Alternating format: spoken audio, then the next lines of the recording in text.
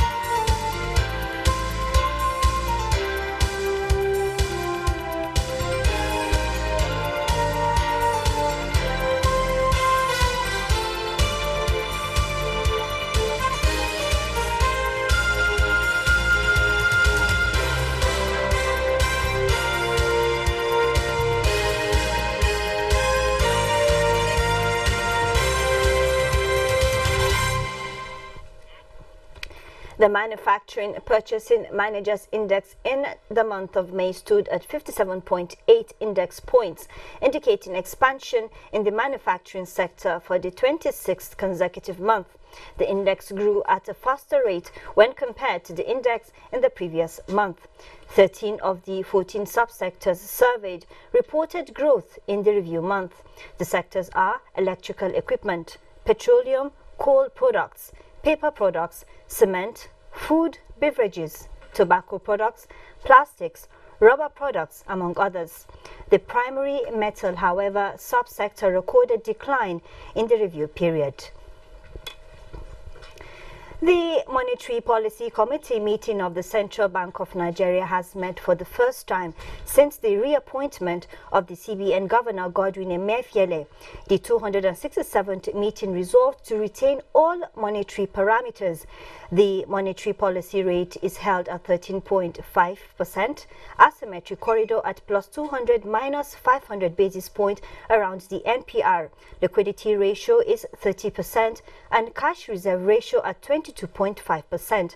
The committee frowned at the appetite of deposit money banks for government securities and urged the CBN to put in place policies that will regulate access to such, as they should lend more to the private sector as a key of growth. I must say that at this time it's about 9-10% on the average, which is a significant improvement from where it was a year or two ago. About a year or two ago, it was close to 15 to 17%. And moderating to 10%, I would say, is a substantial and significant and encouraging improvement in the level of NPLs. And I do think that with the steps that will be taken by the central bank to support the banks, I use the word through administrative, legal, and regulatory framework, that certainly will see to it that NPLs are brought down so that deposit money banks can be encouraged to go back and begin to lend money more aggressively to those sectors that they consider to be risky. The committee also mandated the CBN as a matter of urgency come up with administrative, legal and regulatory framework to mitigate on non-performing loans while pushing consumer and mortgage lending.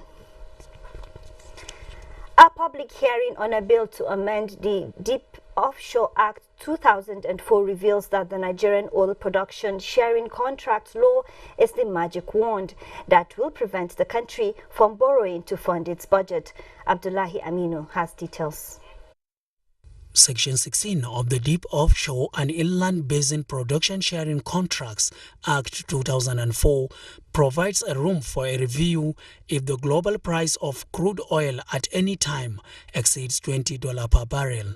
These players in the industry bill amending the bill will provide additional revenue to the government of the Federation and ensure that the production sharing contracts are economically beneficial. These have been left undone since 1993 when this law was passed.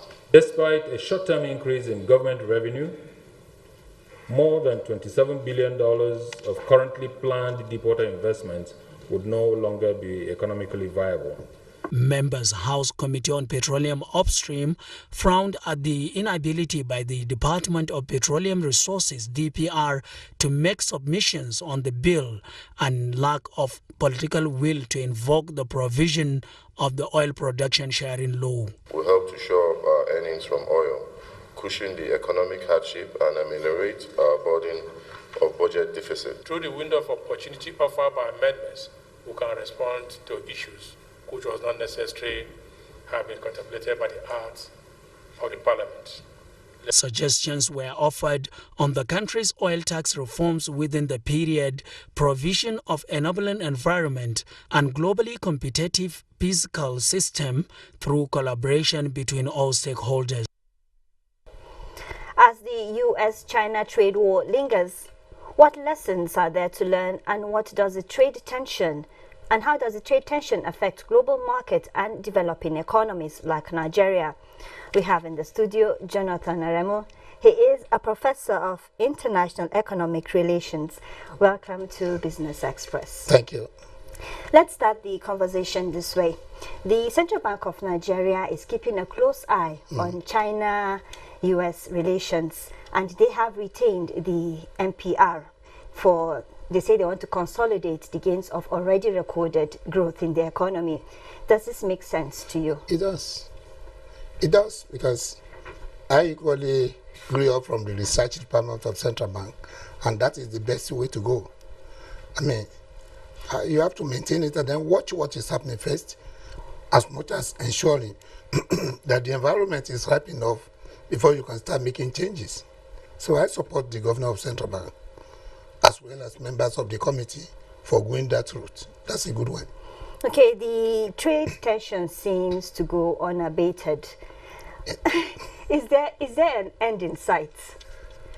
Well, you see, we need to actually look at the historical antecedents that allow China to be a member of WTO. You see, China did not come to join WTO until 2001, November. Nigeria became a member right for the first day, January 1st, 1995. What was China looking at? China, as you remember, operates autarky, a closed-door economy, for quite a long time. And then they have domestic kind of stability in terms of production. And therefore, they are watching to make sure that joining WTO will not destabilize them. Also, is the fact that China relationship with the United States of America has been a very long one in terms of all these kind of problems. And what is it? You see, United States has allies like Taiwan, like South Korea, but North Korea will not allow to go the American way. And China saw that the intrusion of America into South Korea as well as Taiwan and trying to actually penetrate North Korea is not good. These are internal affairs of these countries. Okay. So China wanted to maintain a standalone policy.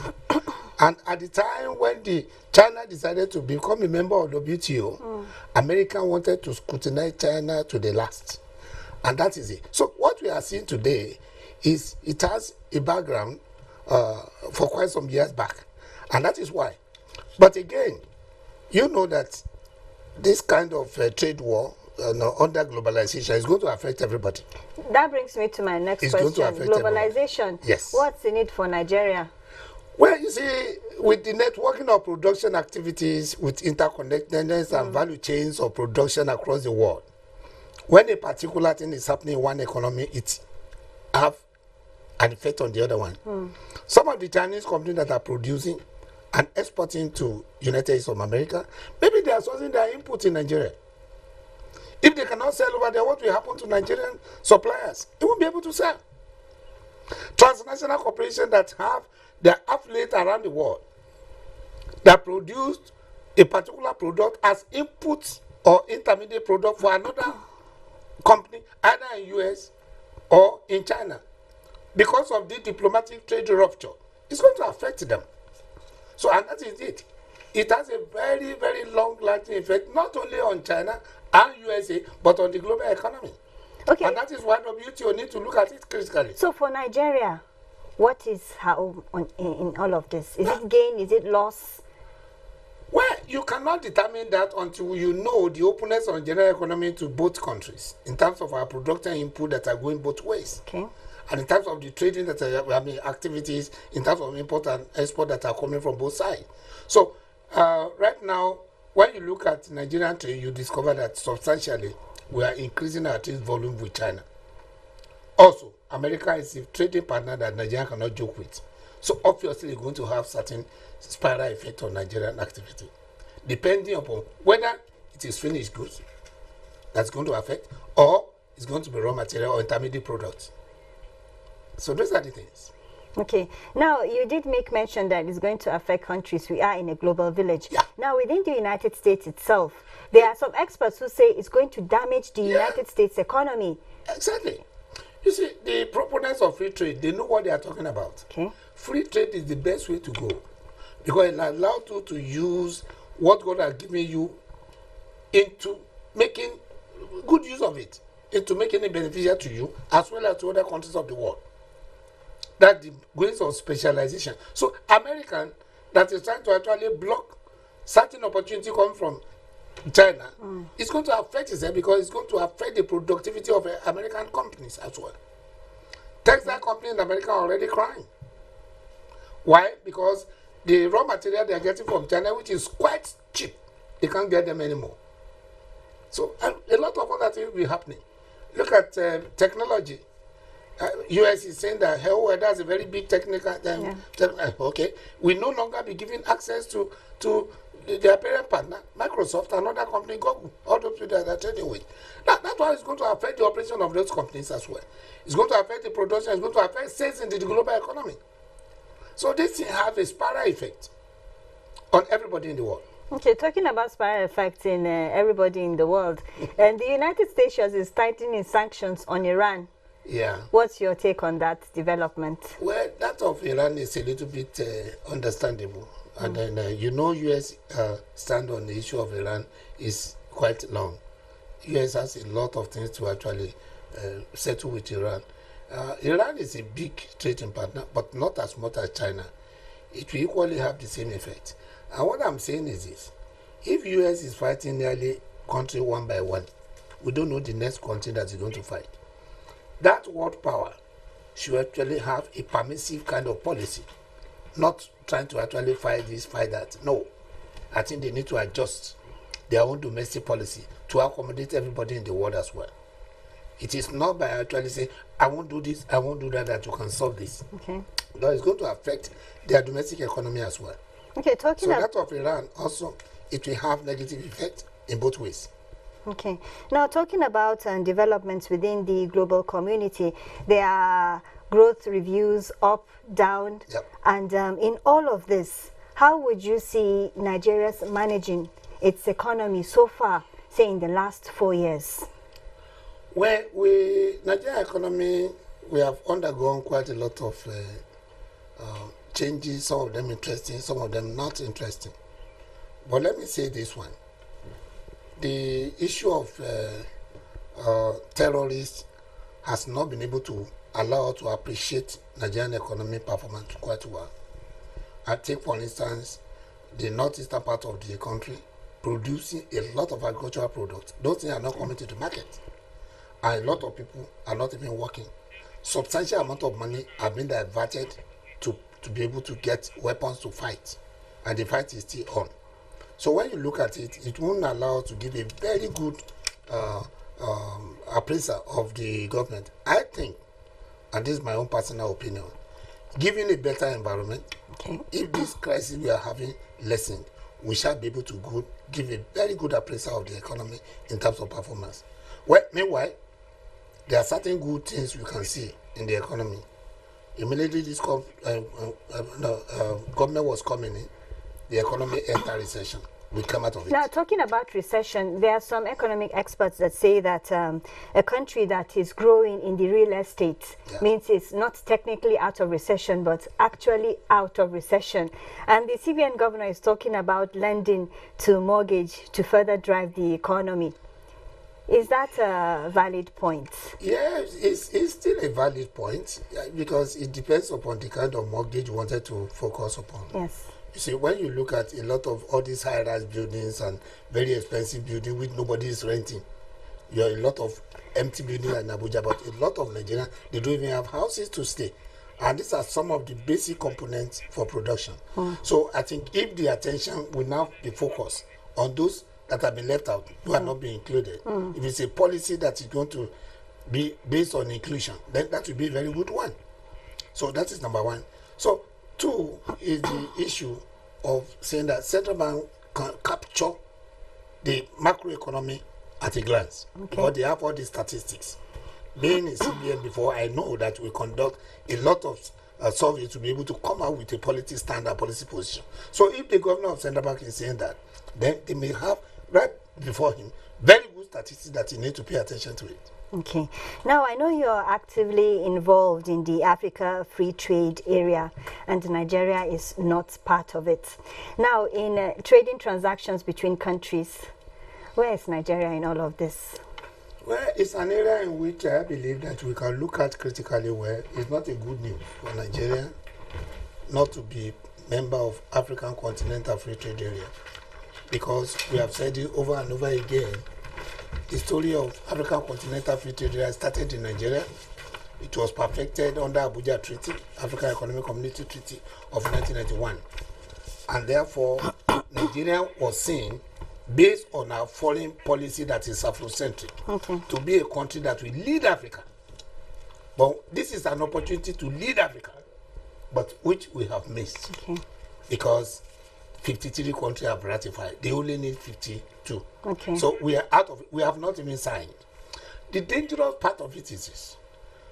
Many countries in ECOWAS are already part of the African Continental Free Trade Area.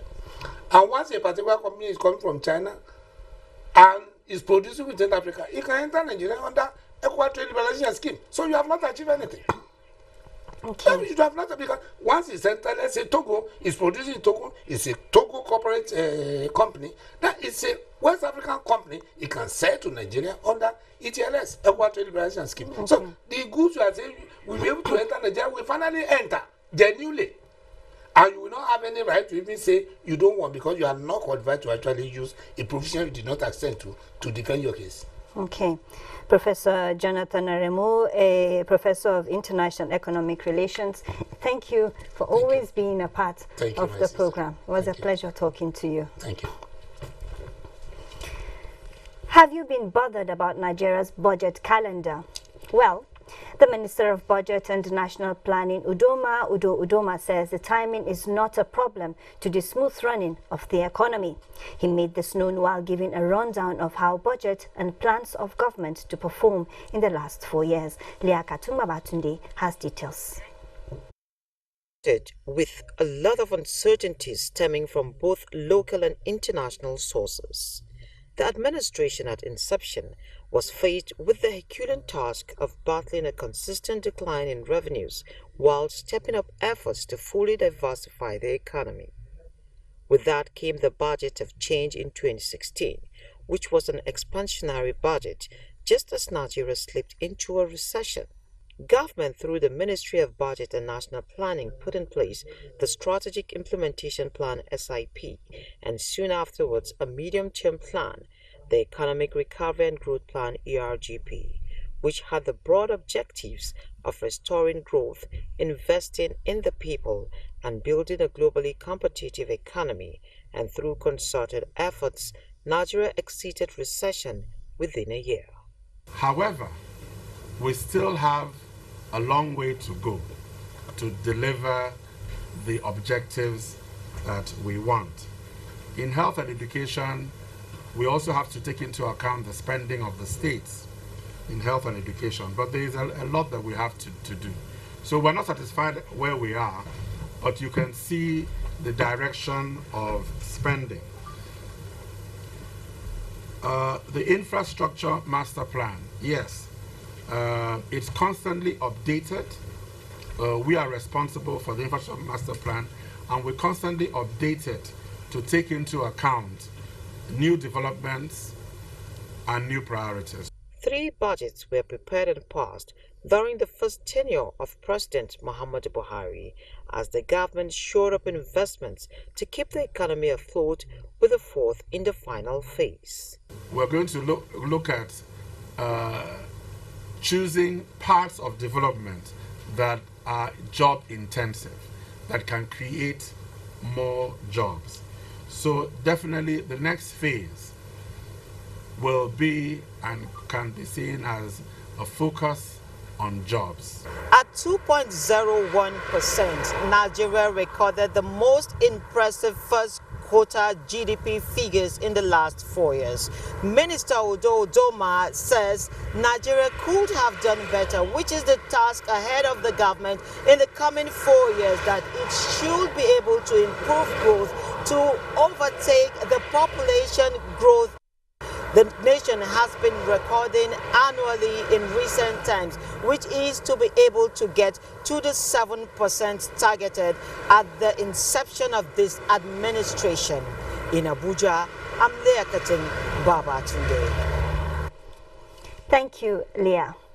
Meanwhile, at the Nigerian Stock Exchange, the OSHA index closed the 3rd day of trading in the week on a bullish territory.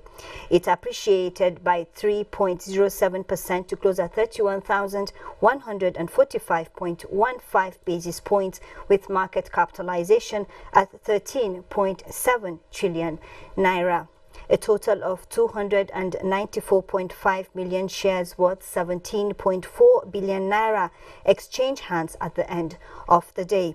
MTN shares topped the trade as the most sought after. Dangote Cement led the gainers stable, while Nestle led the decliners. Dow futures are flat amid ongoing trade anxiety. Bosede Abel has a summary of activities on the global stock market. Stocks were slightly lower on Wednesday, 22nd May, as investors sought safety in bonds, the Chinese yuan and Swiss franc in muted trade, amid renewed worries over the US-China trade war conflict. Asian markets were mixed as trade tensions continued to linger between the US and China. Shanghai Composite declining 0.49% to 2,891.7, while Nikkei appreciated 0.05% to close 21,283.37, and the Hang Seng Index also topped about 0.18% as of its final hour of trading. European markets traded cautiously as investors monitored the increasing involvement of technology giants in the US-China trade war. Stocks in US were little changed as market participants continue to monitor an intensifying trade war between the world's 2 largest economies. Dow futures indicated a positive open of less than 10 points. Futures on the S&P and Nasdaq Composite were both flat. In Africa, South Africa's JSA Africa Top 40, Nairobi All Share and Ghana's GSA Composite opened negative, while Namibia overall and Tunisia's Tunidex were positive. Let's see how the Naira is trading against other major currencies.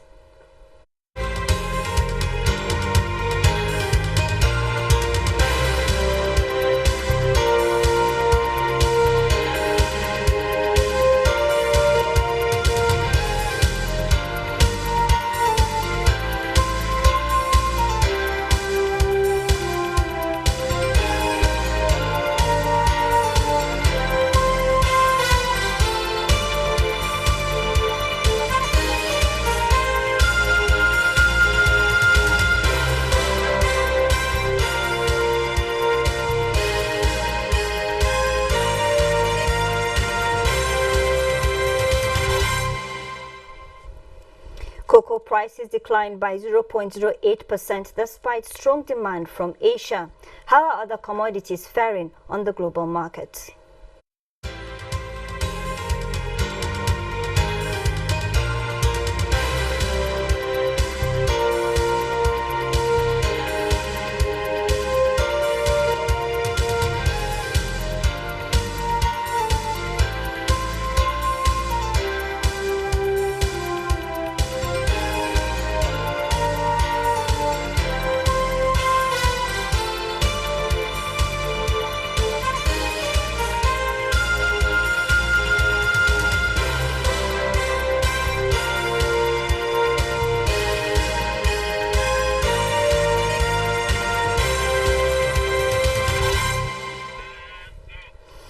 with that, we end today's episode of Business Express. All previous episodes are available on YouTube, and you can also communicate with us on Twitter via our handle at NTA News Now. Enjoy the rest of the week. Remember to join us again on Friday. I am Amina Nujeen.